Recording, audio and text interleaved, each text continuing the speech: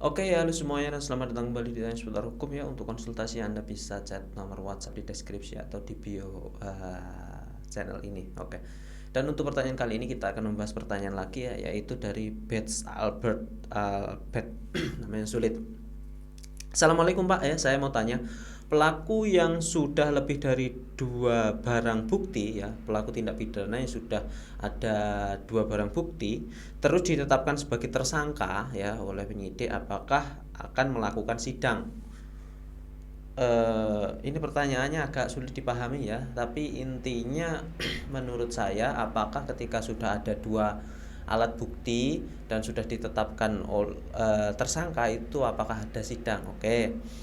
Penetapan tersangka itu kan dilakukan oleh penyidik ya, dan ketika sudah yakin sudah ada dua alat bukti yang cukup dan keyakinan penyidik, maka seorang tersebut akan ditetapkan sebagai tersangka ya. Jadi apakah dilakukan sidang?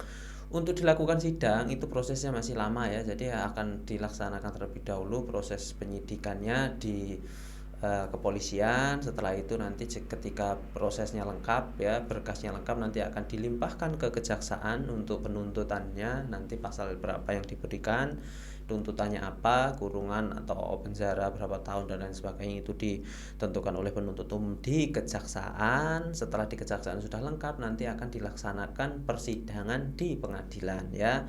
Nanti setelah ada putusan ya, tersangka tadi menjadi terdakwa ya, sudah ada putusannya, jadi sudah selesai sidang, baru nanti menjalani hukumannya. Seperti itu prosedurnya. Jadi tidak langsung ketika sudah ditetapkan sebagai tersangka oleh penyidik di kepolisian, setelah itu langsung sidang, tidak ya, langsung sidang dan langsung dipenjara, tidak. Jadi prosesnya seperti itu. Biasanya memakan waktu lama sekali ya, prosedur seperti itu ya, memakan waktu lama tindak pidana itu untuk sampai di lapas atau sampai di penjara ya, seperti itu. Lama, bahkan bisa sampai bertahun-tahun ya, banyak sekali contohnya dan sampai sekarang masih banyak. Apalagi di persidangan nanti masih ada upaya hukum ya, jadi perkaranya tidak ingkrah-ingkrah, mungkin ada upaya hukum banding atau kasasi, bahkan bisa peninjauan kembali, itu perkaranya malah selesainya lama banget, seperti itu ya intinya ya. Jadi tidak langsung sidang Mas. Terima kasih banyak ya. Assalamualaikum warahmatullahi wabarakatuh.